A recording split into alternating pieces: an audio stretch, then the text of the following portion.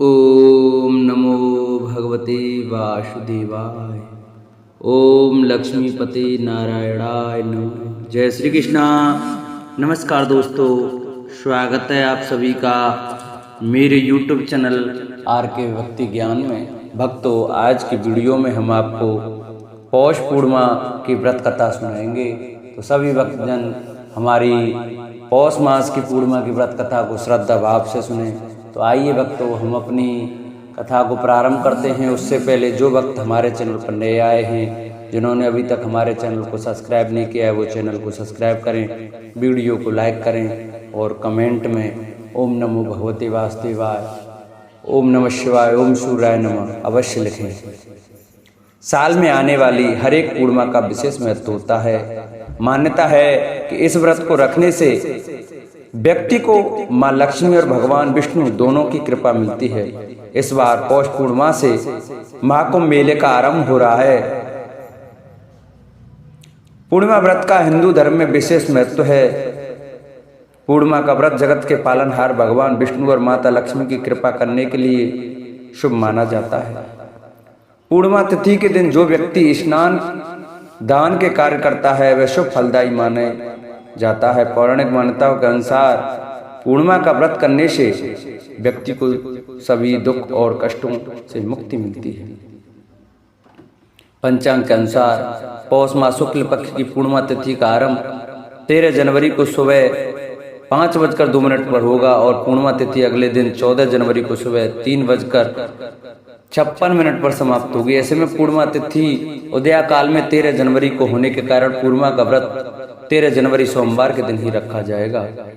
पौष पूर्णिमा के दिन काशी, प्रयागराज और हरिद्वार में शाही स्नान किया जाता है। इसी के साथ इस दिन सूर्यदेव को जल अर्पित किया जाता है।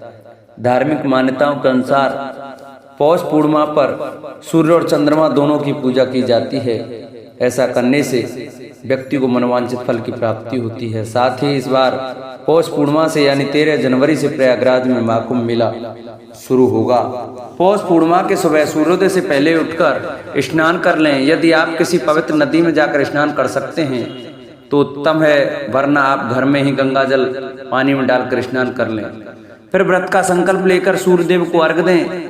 इसके बाद एक लकड़ी की चौकी पर पीले रंग के वस्त्र बिछाकर भगवान विष्णु और माता लक्ष्मी की प्रतिमा स्थापित करें। इसके बाद पूजा में धूप दीप नैवेद्य आदि अर्पित करें और अंत में पूर्णिमा की व्रत कथा पढ़ें और सुने। पूर्णिमा व्रत कथा। एक समय की बात है, एक गरीब ब्राह्मण दंपत्ति एक छोटे से गांव में रहते थे। ब्राह्मण अत्यंत धर्मात्मा और श्रद्धालु थे, लेकिन उनकी आर्थिक स्थिति बहुत दयनीय थी। ब्राह्मण भी अत्यंत धर्मपरायण और पतिव्रता थी। वे दोनों भगवान की उपासना और पूजा अर्चना करते थे, लेकिन उनकी गरीबी खत्म नहीं हो रही थी। एक दिन ब्राह्मण ने अपने गांव के पुजारी से अपनी समस्या बताई। पुजारी ने ब्राह्मण को पूर्णिमा व्रत करने का सुझाव दिया। उन्होंने बताया कि पूर्णिमा के दिन व्रत करने और भगवान विष्णु की पूजा करने से सभी कष्ट दूर हो सकते हैं और आर्थिक स्थिति में सुधार हो सकता है। ब्राह्मण और उसकी पत्नी ने पूरे श्रद्धा भाव से पूर्णिमा का व्रत का पालन करना शुरू किया। वो इस दिन उपवास रखते, स्नान कर भगवान विष्णु की पूजा करते और रात को चंद्रमा को अर्घ देकर ही व्रत खोलते थे। कुछ समय बाद उनके जीवन में चमत्कारिक परिवर्तन आया। उनकी आर्थिक स्थिति धीरे धीरे सुधरने लगी और वो सुखी और समृद्ध हो गए। उनके परिवार में खुशियों की बाढ़ आ गई और उनके सभी कष्ट समाप्त हो गए। इस प्रकार पूर्णिमा व्रत की महिमा अपार है और इसके पालन से जीवन के सभी दुखों का नाश होता है। भगवान विष्णु की कृपा से भक्तों के जीवन में सुख, शांति और समृद्धि का वास होता है। पूर्णिमा व्रत की कथा को सुनने और पालन करने से पुण्य की प्राप्ति होती है और भगवान की कृपा सदैव बनी रहती है। इस दिन व्रत करने से मनुष्य को मानसिक शांति, आध्यात्मिक बल और पारिवारिक सुख की प्राप्ति होती है।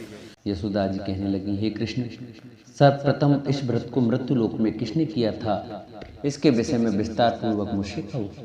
श्री कृष्ण जी कहने लगे कि इस भूमंडल पर एक अत्यंत प्रसिद्ध राजा चंद्रहास से पालित अनेक प्रकार के रत्नों से परिपूर्ण कातका नाम की एक नगरी थी। वहां पर धनेश्वर नाम का एक ब्राह्मण था और उसकी अति सुशीला रूपवती पत्नी थी। दोनों ही उस नगरी में बड़े प्रेम के साथ रहते थे। घर में धन धान्य आदि की कमी नहीं थी। उनको एक बड़ा दुख था कि उनकी कोई संतान नहीं थी। इस दुख से वे अत्यंत दुखी रहते थे। एक समय एक बड़ा तपस्वी योगी उस नगरी में आया। वह योगी उस ब्राह्मण के घर को छोड़कर अन्य सब घरों से भिक्षा लेकर भोजन किया करता था। रूपवती से वह भिक्षा नहीं लिया करता था। उस योगी ने एक दिन रूपवती से भिक्षा न लेकर किसी अन्य के घर से भिक्षा लेकर गंगा किनारे जाकर भिक्षान्न को प्रेम पूर्वक खा रहा था कि धनेश्वर ने योगी का यह सब कार्य किसी प्रकार से देख लिया। अपनी भिक्षा के अनादर से दुखी होकर धनेश्वर योगी से बोला, महात्मन, आप सब घरों से भिक्षा लेते हैं परंतु मेरे घर की भिक्षा कभी नहीं लेते, इसका क्या कारण है? योगी ने कहा कि निसंतान के घर की भीख पतितों के अन्न के तुल्य होती है और जो पतितों का अन्न खाता है वह भी पतित हो जाता है। क्योंकि तुम निसंतान हो अतः पतित हो जाने के भय से मैं तुम्हारे घर की भिक्षा नहीं लेता। धनेश्वर यह बात सुनकर अपने मन में बहुत दुखी हुआ और हाथ जोड़कर योगी के पैरों पर गिर पड़ा तथा आर्तभाव से कहने लगा, हे महाराज, यदि ऐसा है तो आप मुझको पुत्र प्राप्ति का उपाय बताइए। आप सर्वज्ञ हैं, मुझ पर अवश्य ही यह कृपा कीजिए। धन की कमी मेरे घर में कोई नहीं है परंतु मैं पुत्र न होने के कारण अत्यंत दुखी हूँ। आप मेरे इस दुख का हरण करें, आप सामर्थ्यवान हैं। यह सुनकर योगी कहने लगे, हे ब्राह्मण, तुम चंडी की आराधना करो। घर आकर उसने अपने स्त्री से यह सब वृत्तांत कहा और स्वयं तप के निमित्त वन में चला गया। वन में जाकर उसने चंडी की उपासना की और उपवास किया। चंडी ने 16वें दिन उसको स्वप्न में दर्शन दिया और कहा, हे धनेश्वर, जा तेरे पुत्र हो, परंतु वह 16 वर्ष की आयु में ही मृत्यु को प्राप्त हो जाएगा। यदि तुम दोनों स्त्री पुरुष 32 पूर्णमासियों का व्रत विधि पूर्वक करोगे तो वह दीर्घायु होगा। जितनी तुम्हारी सामर्थ्य हो आटे के दिए बनाकर शिव जी की पूजा करना, परंतु पूर्णमासियों को 32 हो जाने चाहिए। प्रातःकाल आने पर इस स्थान के समीप ही तुम्हें एक आम का वृक्ष दिखाई देगा। उस पर तुम चढ़कर एक फल तोड़कर शीघ्र अपने घर ले जाना। अपनी स्त्री से यह वृत्तांत कहना। ऋतु स्नान के पश्चात वह स्वच्छ होकर श्री शंकर जी का ध्यान करके उस फल को खा लेगी। तब शंकर भगवान की कृपा से उसका गर्भ हो जाएगा। तब वह ब्राह्मण प्रातःकाल उठा तो उसने उस स्थान के पास ही एक आम का वृक्ष देखा जिस पर एक अत्यंत सुंदर आम का फल लगा हुआ था। उस ब्राह्मण ने उस आम के वृक्ष पर चढ़कर उस फल को तोड़ने का प्रयत्न किया, परंतु वृक्ष पर कई बार प्रयत्न करने पर भी वह चढ़ न पाया। तब तो उस ब्राह्मण को बहुत चिंता हुई और विघ्न विनाशक गणेश जी की वंदना करने लगा। हे दयानिधि, अपने भक्तों के विघ्नों का नाश करके उनके मंगल कार्य को करने वाले, दुष्टों का नाश करने वाले, रिद्धि सिद्धि के देने वाले, आप मुझ पर कृपा करके इतना बल दें कि मैं अपने मनोरथ को पूर्ण कर सकूं। इस प्रकार गणेश जी की प्रार्थना करने पर उनकी कृपा से धनेश्वर वृक्ष पर चढ़ गया और उसने एक अति सुंदर आम का फल देखा। उसने विचार किया कि जो वरदान से फल मिला था यह वही है और कोई फल दिखाई नहीं देता। उस धनेश्वर ब्राह्मण ने जल्दी से इस फल को तोड़कर अपनी स्त्री को लाकर दिया और उसकी स्त्री ने अपने पति के कथानुसार उस फल को खा लिया और वह गर्भवती हो गई।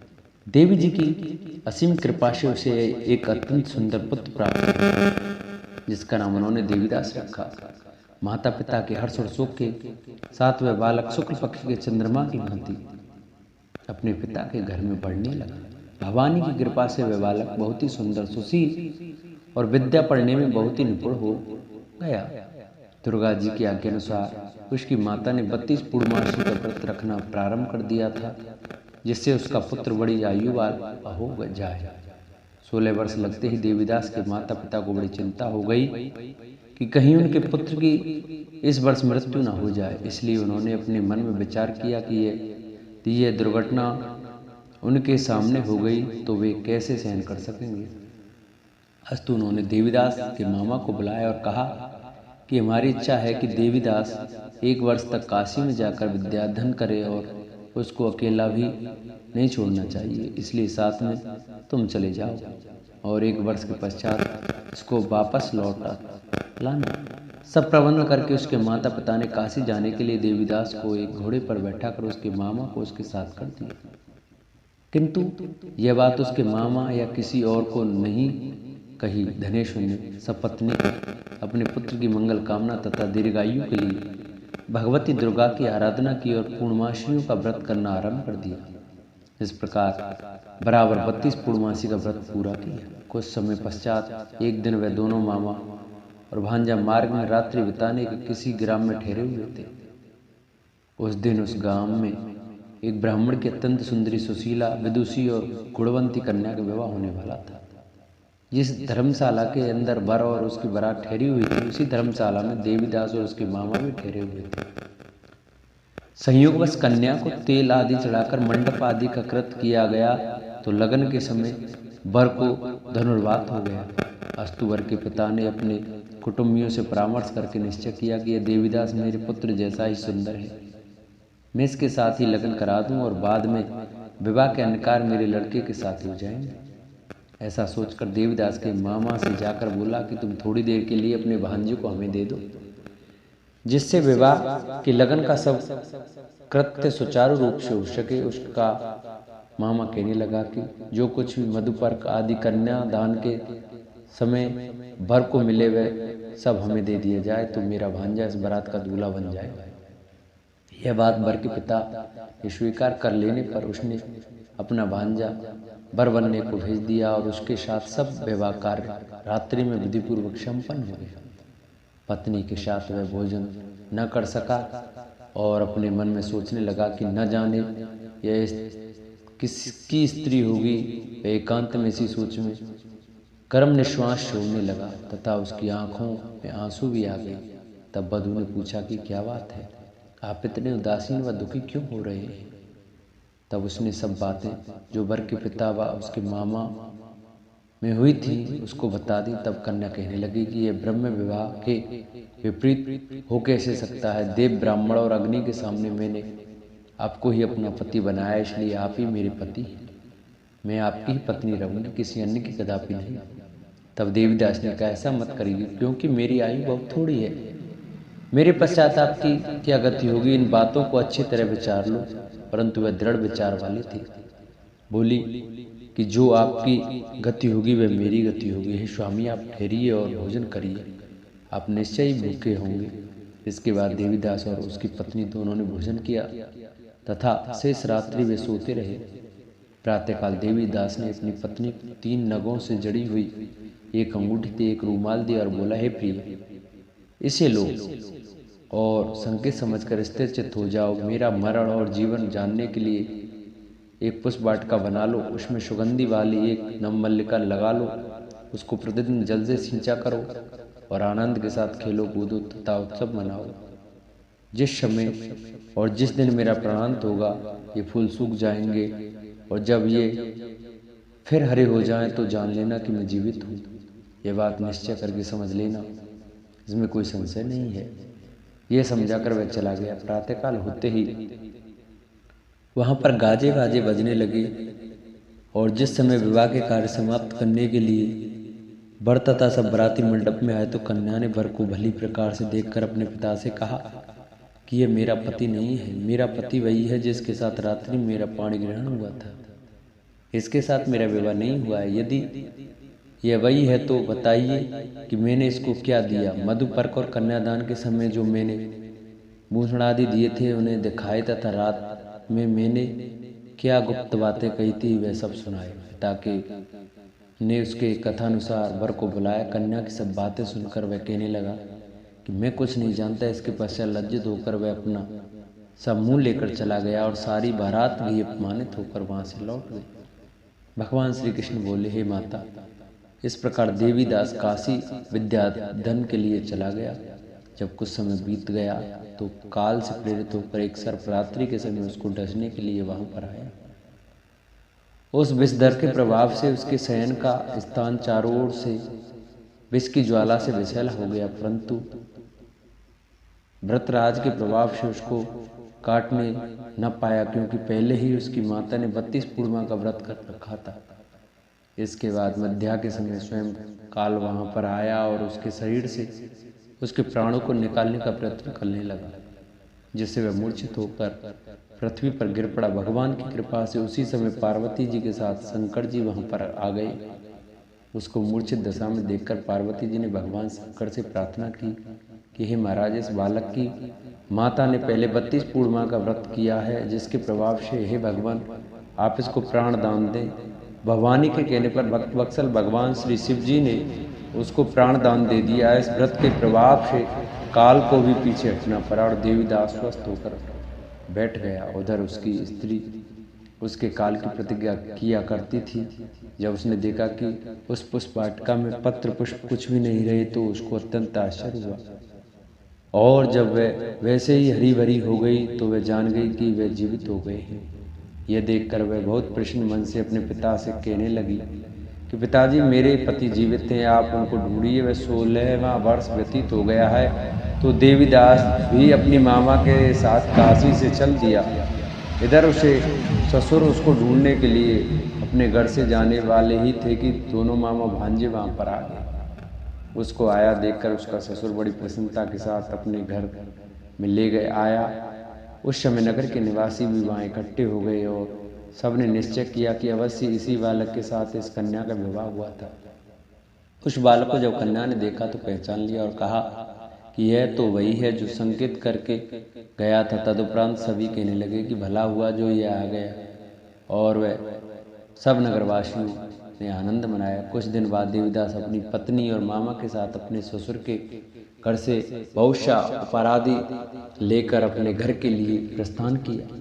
जब वह अपने गांव के निकट गया तो कई लोगों ने उसको देखकर उसके माता पिता को पहले ही जाकर खबर दे दी कि तुम्हारा पुत्र देवीदास अपनी पत्नी और मामा के सहित आ रहा है।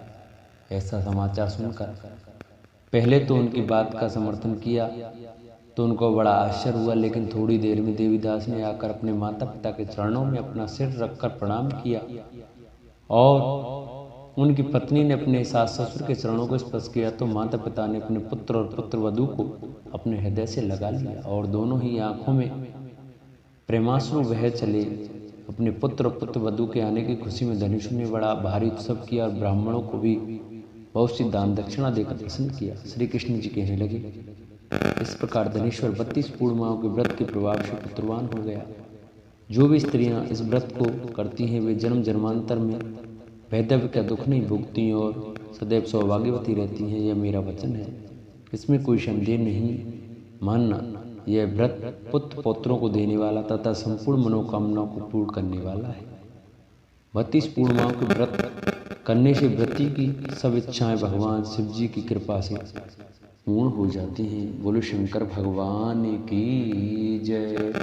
जिन भक्तों को हमारी ये पूर्णमासी की कथा अच्छी लगी हो वो हमारी वीडियो को ज़्यादा से ज़्यादा शेयर करें, चैनल को सब्सक्राइब करें और कमेंट में ओम नमो भगवते वासुदेवाय ओम नमः शिवाय अवश्य लिखें।